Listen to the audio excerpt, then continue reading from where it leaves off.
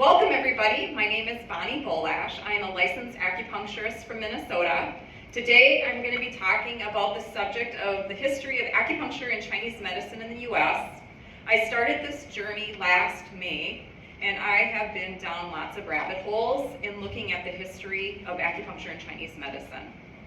So I was trying to put together this presentation, and I wanted to do a lot of history, but the reality is there is still a ton of history yet to be found. I have found thousands of documents, thousands of newspaper articles on the history of acupuncture and Chinese medicine. So today we're going to do just a little small portion of it. I'm sure I'm going to find more history as I study this subject. So the first part that we're going to start out at is actually an FDA document from 1993. This is where kind of like you can see where the history is recorded by the government, right? So the government has been watching acupuncture and Chinese medicine for a long time, actually. So in this overview, we find that acupuncture became a part of American history in the early 1700s, actually. They believe, actually, our first president, George Washington, actually established trade with China. And part of the trade with China was Chinese herbs, and one of them was the American ginseng. I couldn't find specifically if he actually knew about acupuncture, but certainly the history from the FDA is that they knew that acupuncture was in the US since the 1700s. The Chinese, the Japanese, the Koreans, as they came across, were practicing their medicine. How early in US newspapers was acupuncture and acupuncturists seen? Here's an article from 1825. Shows that acupuncture was regularly a part of US newspapers, not foreign, US newspapers. So here's an article talking about acupuncture. When did the term acupuncturist, so I'm a licensed acupuncturist, when did the word acupuncturist come to the US and show up in newspapers? The earliest I found was actually 1887 in St. Louis, Missouri. There was an article about Chinese medicine. So acupuncturist shows in that term. As newspapers.com, I'm sure, gets more newspapers in their database, I'm sure we'll probably find more history of acupuncture as well as acupuncturists. So part of the history is that there are medical missionaries that actually went to China.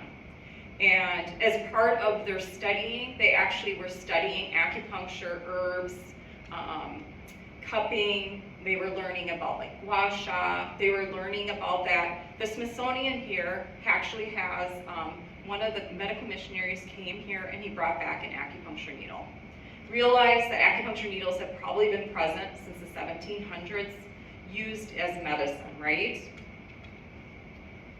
One of the things that happened is this past summer, I came here and we went to the Civil War Museum of Medicine, and in there I found out that actually during the Civil War, which is the late 1800s, there were acupuncture, moxa, and cupping being used actually during the Civil War. So that was like the late 1800s. That's kind of the time that Western medicine actually started deciding that they were going to do education in schooling.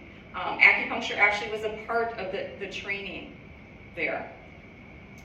We also find that the U.S. Surgeon General, which is the United States Army, so this is just showing that the U.S. Army had actually medical literature on acupuncture. So this is from Rush Medical School in Illinois. If you can see here, it shows that they're treating cupping, acupuncture. Many of the medical schools were using acupuncture and cupping anywhere between the late 1800s through like, I want to say 1940. There was a guy, his name was Osler, Dr. Osler. He was the one that developed medical books at that time, and he actually learned acupuncture from a doctor named Ringer. If you guys have ever heard of Ringer lactate, which still currently is being used, like he actually learned acupuncture from Europe. And so he taught Osler, who was a major writer of medical books during that time. Here we can see the Surgeon General's office actually is a part. So this is what, 1920s, I want to say. You can see on there what shows up as a therapeutic, right? We have acupressure, acupuncture. We have electrotherapy, was electroacupuncture. We have massage, cupping, I believe, was at that time. So you can see that as a part of historical medical history, we have acupuncture always present. Here again, medical history. They talk about what the Chinese were doing. And as part of this history too, so like medical research that has been collected by the National Library of Medicine, there are many articles written about acupuncture. This one is actually written by a medical journal that is a military magazine. So during the early 1940s was the time in which they were starting to use therapeutics, meaning they were using injections like lidocaine and things like that to treat pain. And so here's this article demonstrating in the 1940s that was it really the injection or was it the acupuncture needle? If you read at the end, I didn't highlight that part, but it says, maybe what they're doing only would prove more than a streamlined version of the ancient therapeutic procedure of acupuncture. So is it really the needle or is it the medication? Even back in the 1940s, they were thinking that basically maybe it was using the needle to treat that local area. During the 1940s, the Japanese, as a part of the war, were put in internment camps. And here's a document that shows that they were practicing acupuncture. So again, acupuncture was in the US, being practiced by cultures and people as well as Western medicine. Many of you might have heard of Janet Travell. She actually was the US President John F. Kennedy's personal physician. If you see here, it says myofascial trigger areas. She developed a technique called trigger point injection. Some people call it dry needling. As part of her historical references, she references in regards to dry needling that it is acupuncture. There have been many articles written about her work. The next one will show you, she actually did a presentation of her work in 1947 before the American Medical Association. And across the world, the United States, there were many articles about her presentation at the American Medical Association. And at the bottom, it references what the Chinese said in response to her work, that they have always known that using a needle without medication, it works. It's acupuncture. Throughout her history, during the 1940s, 1950s, 1960s, you can see this article. It says, Kennedy doctor used acupuncture because she used the dry needling technique, or acupuncture, on the US president. And in here you can see that she says, the early work on pain led both to the treatment for Kennedy's back and to her continued interest in Chinese medicine. It was there. It's been there the whole time. You can see in this article from 1961, it said, because Dr. Travell's main treatment for muscle cramps sounds superficially like Chinese acupuncture, some physicians are inclined to sniff at the scientific value of her work. It traveled with her most of her career. It was acupuncture. So where else is acupuncture showing up? In the Library of Congress. This is from 1954. Part of the history in regards to acupuncture that there is no science and that the Chinese didn't understand anatomy. Here in this 1954 article from the Library of Congress, they show that in fact that the Chinese knew anatomy, physiology, and pathology. It also shows that the Library of Congress had over 300 reels of film on Chinese medical books. It was here. It's always been here. So this article was from the American Society of Anesthesiologists. Who was first in doing surgery, right? It's under the idea that the Chinese never knew anatomy. In their 2007 article, it shows that the Chinese were first using anesthesia in a heart transplant. they opened up a heart, a person, and they transplanted a heart between two people. If you didn't know anatomy, how is it that they knew that they could do transplants? During the 1950s, I actually found that the CIA was investigating acupuncture and Chinese medicine. There are many declassified documents regarding this. Actually, I believe during the 80s and 90s that the CIA actually attended some of the acupuncture conferences to see what acupuncture and Chinese medicine was about. So during the early 50s, you can see this is an article from the 1960s where the CIA or the government actually paid for interpreters to look at acupuncture. This one is talking about the benefit of acupuncture for epileptic seizures, and they actually found that that acupuncture did help epilepsy. And this is from 1960. So this article is actually another one from the military magazines it's 1967, because the belief is that acupuncture came here in the 1970s. Here again, it's showing acupuncture here in the US, practiced by Western medicine, practiced by the Chinese and the Asian cultures. It says it's showing where all the places acupuncture across the world was being practiced, but here again, it's even very limited use in the United States, as noted in a recent lay publication. So we know it's been here the whole time. So what happened? Our president went to China. Everybody freaked out because acupuncture was used in anesthesia. I think that's where everybody kind of got freaked out, is that how can you be using acupuncture needles to do surgery? And I think that's what kind of caused a problem, because they knew that people were practicing acupuncture for acute pain and chronic pain throughout the United States.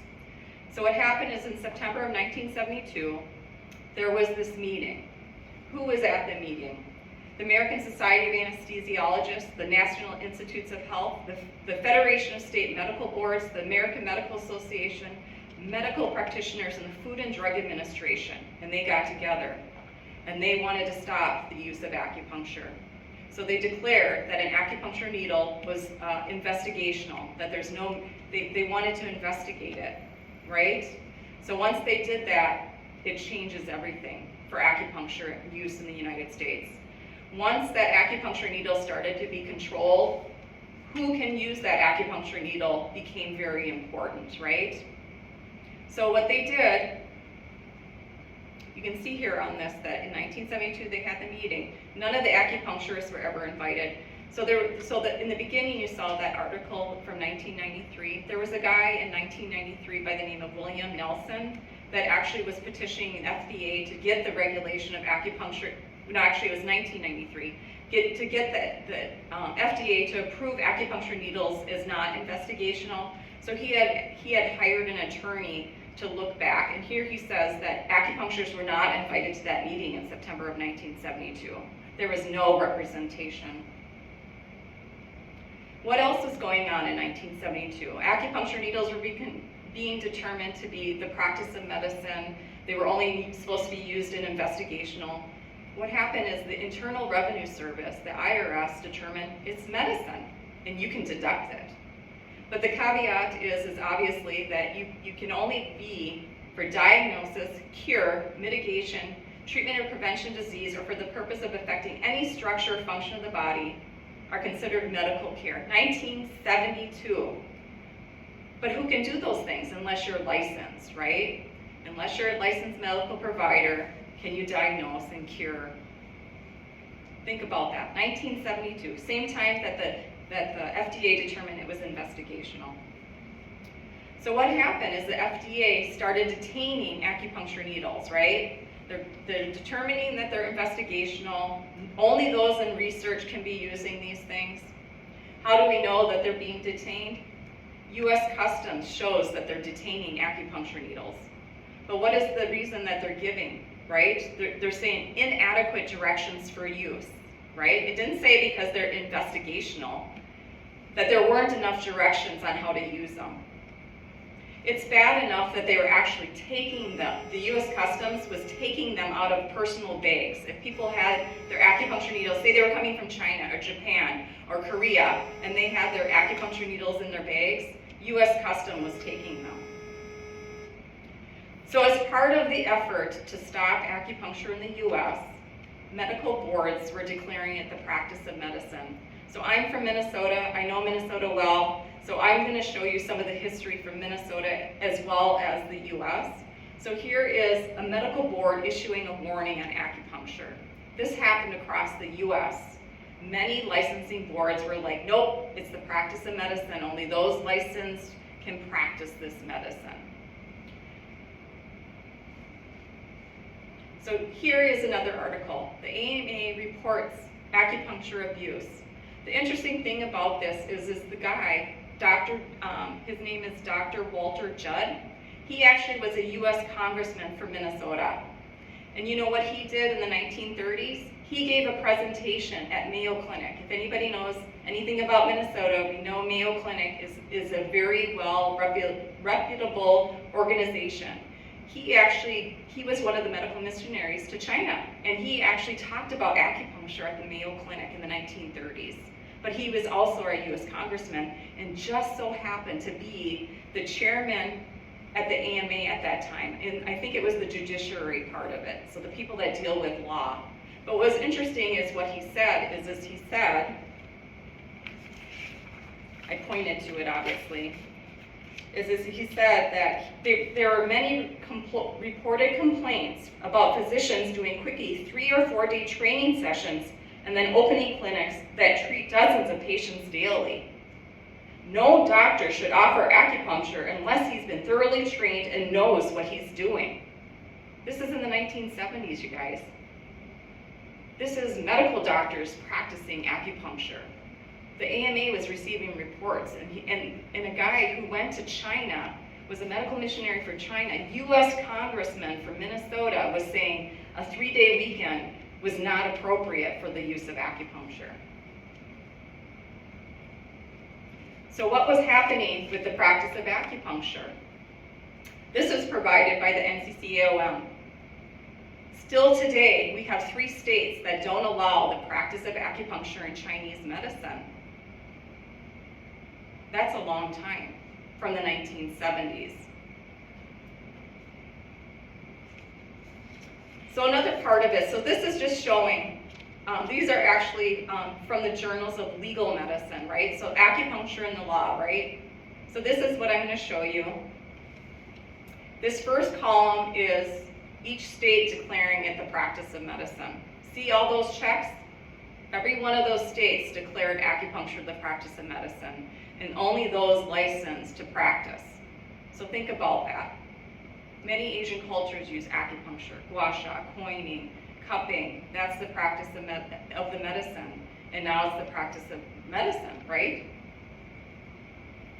This is, so you know dentists as well use acupuncture. So as you can see, there was no position on many of the dentistry boards, which I found kind of interesting actually. And one of the other things that was happening is, like in Minnesota, one of the ways in which they determined it was the practice of medicine is they used their attorney generals. So many attorney generals in many states declared it the practice of medicine. This is part of the definition of what defines acupuncture from the Maryland. I know there's someone here from Maryland, the state of Maryland. Yeah. And so here they gave the 7 examples of what the practice of acupuncture is.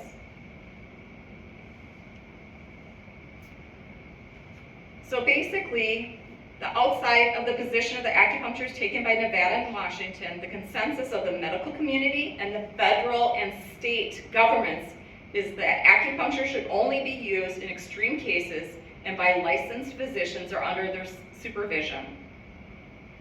Right? Here we are, 2023, 3 states still not allowed to practice acupuncture as a licensed healthcare provider. What else happened during the 1970s when the practice of medicine, of acupuncture was taken over, is there was acupuncturists actually arrested for the practice of medicine. So this guy, his name is Eric Tao, he was arrested, and here, a Nebraskan actually paid his fine. Because the thing is that acupuncture and Chinese medicine has been used by Americans for a long, long time. And they knew the value, and they would often defend the providers, these acupuncturists, they would pay these fines.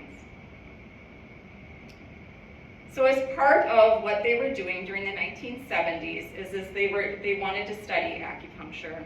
So they were trying to develop research. So this is from the National Institute of, I think, General Medicine or Health. You can see at the top, the NIH does not have the authority to establish this committee.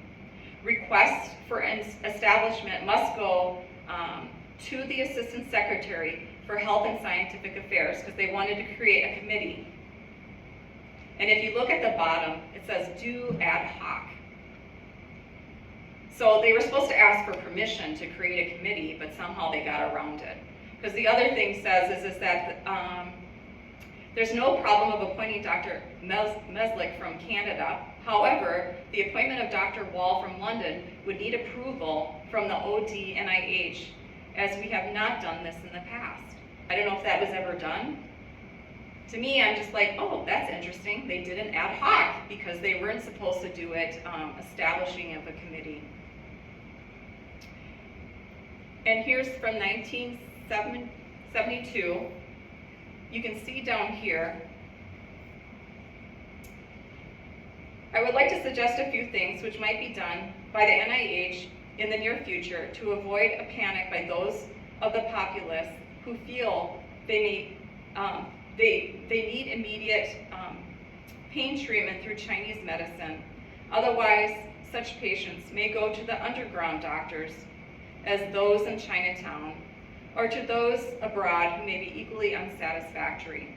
So again, this is documenting that acupuncture and Chinese medicine was being practiced in the US. Oftentimes, underground physicians were providing these treatments.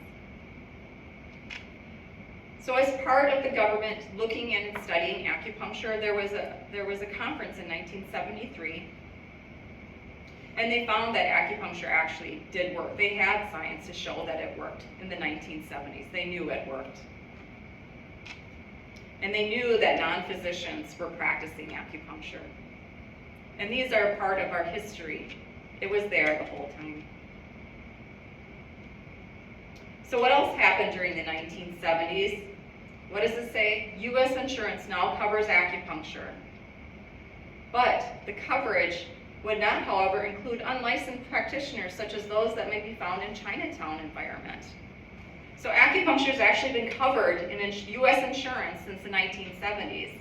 But the practitioners of acupuncture and Chinese medicine, often unlicensed. Why? Because licensing was blocked for acupuncture and Chinese medicine as a whole medicine was blocked. Still, 3 states not allowed to practice as a licensed profession. But acupuncture's been covered since the 1970s. What else was going on is that the American Society of Anesthesiology, so they do injections, right? So here's a study from 1975, the anatomical comparison between acupuncture and nerve blocks. So they use points on the body, right? So however, when selecting the meridian points for the specific pain, it became clear that many of the meridian points are closely related, or in some situations identical, to the point for a nerve block for a similar pain.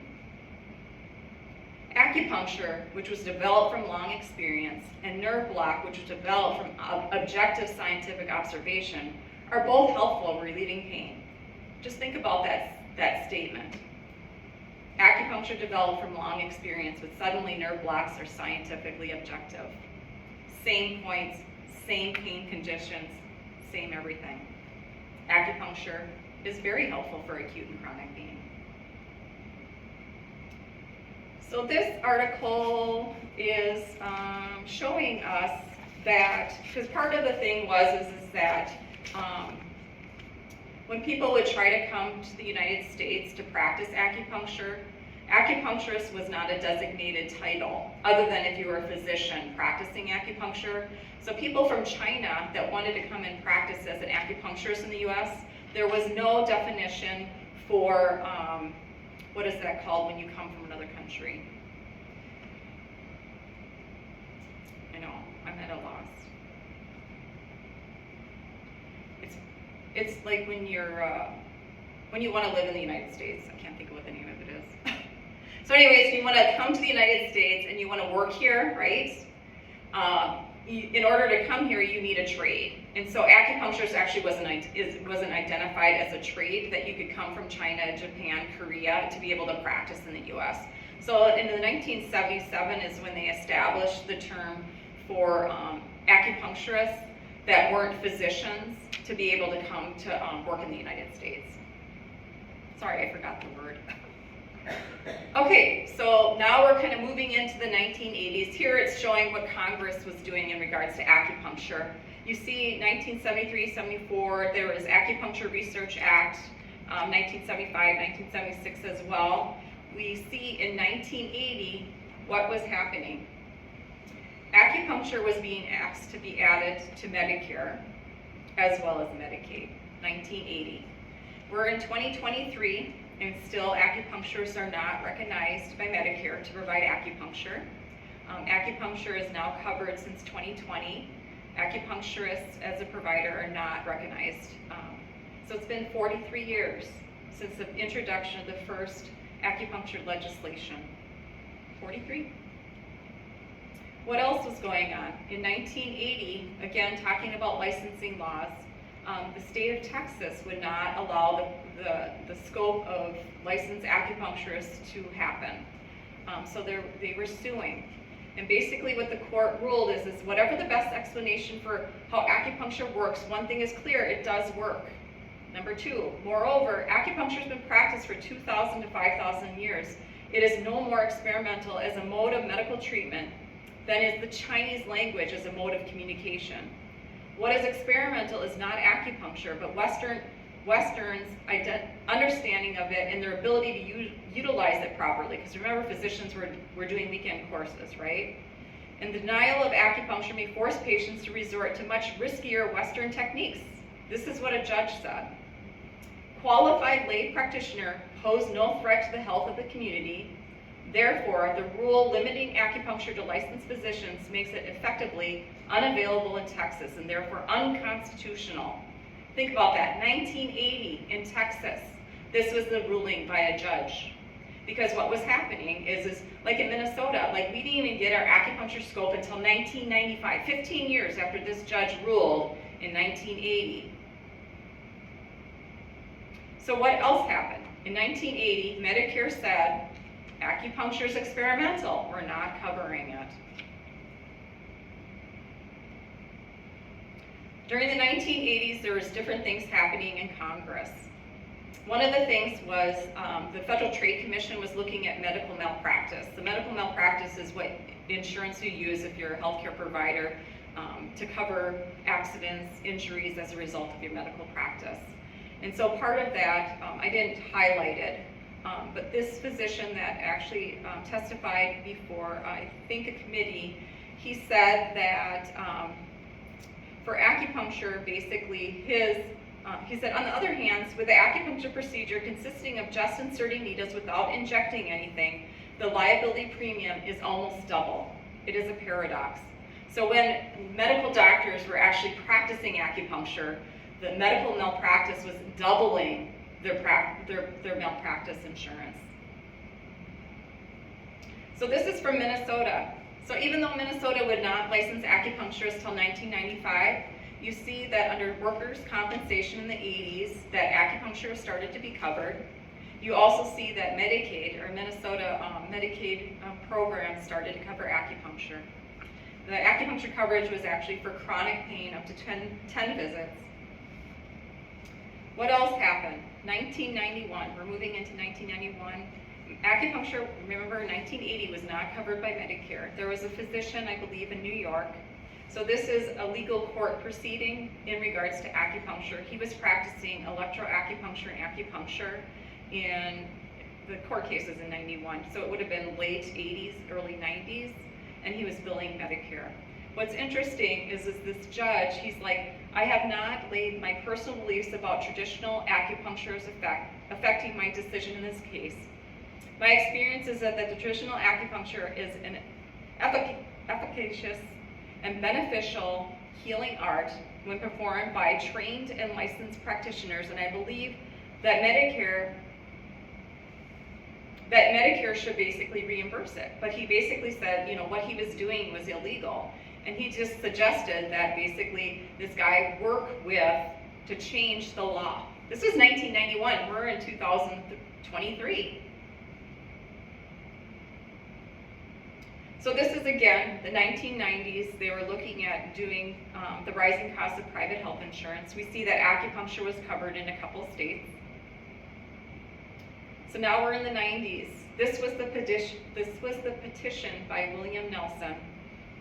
Part of the act of 1973, when the government ruled that acupuncture needles were investigational. In 1976, there was the Device Labeling Act, which again ruled that acupuncture needles were investigational. But part of that 1976 act is that anything in commerce prior to that would be allowed.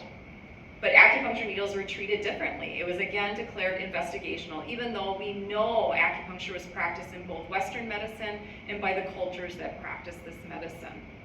But the government ruled it investigational and did not allow it.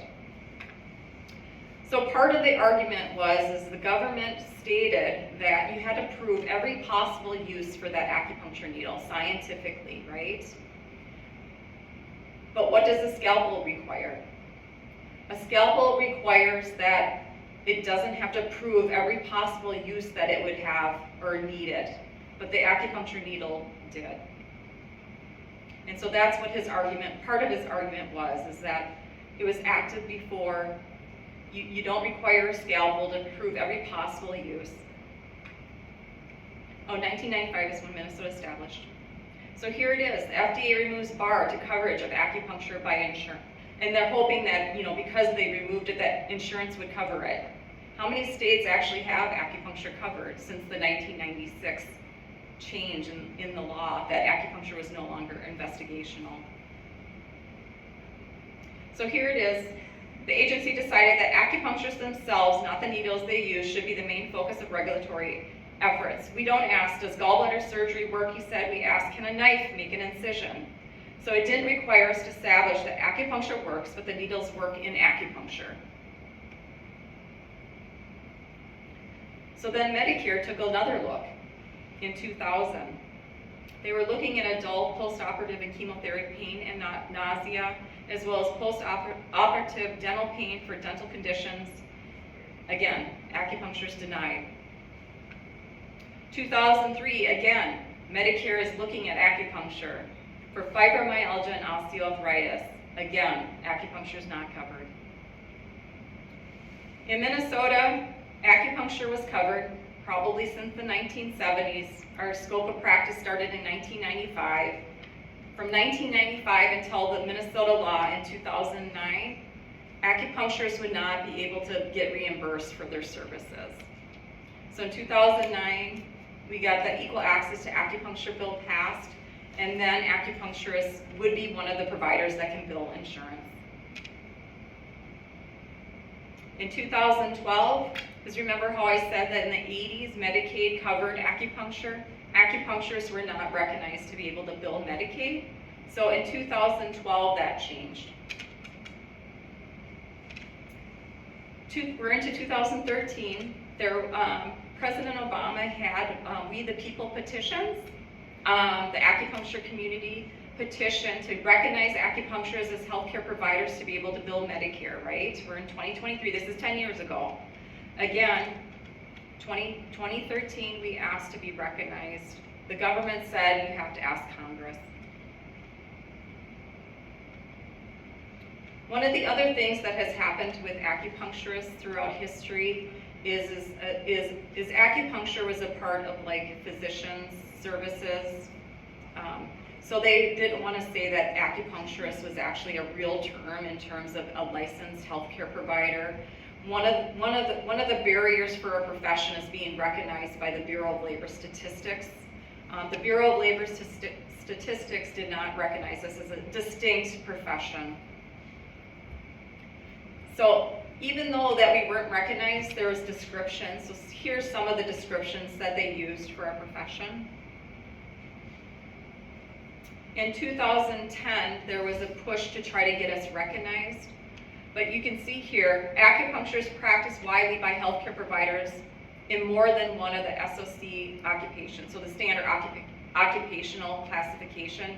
So that was one of the holdbacks. So remember how I showed you in 1880 something that acupuncturist is a part of newspapers? Well, here we are in 2010 and they're saying, nope, that's not a distinct profession. We're not going to grant it recognition. 2018, we got the recognition. We are now a distinct profession under the standard classification for professions. So this is an example of what the scope of acupuncturists do.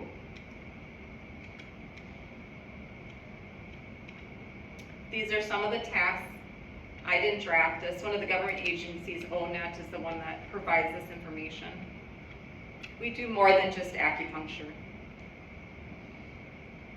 So why we are here at the Capitol Hill is because acupuncture is covered since 2020. Acupuncturists have been asking since 1980 to be recognized by Congress to be able to bill Medicare. As you know, this is part of Medicare.gov. It says not all providers can give acupuncture, and Medicare can't directly pay licensed acupuncturists for their services. This is what needs to change. This is why we're here. We are asking to be recognized. That's it.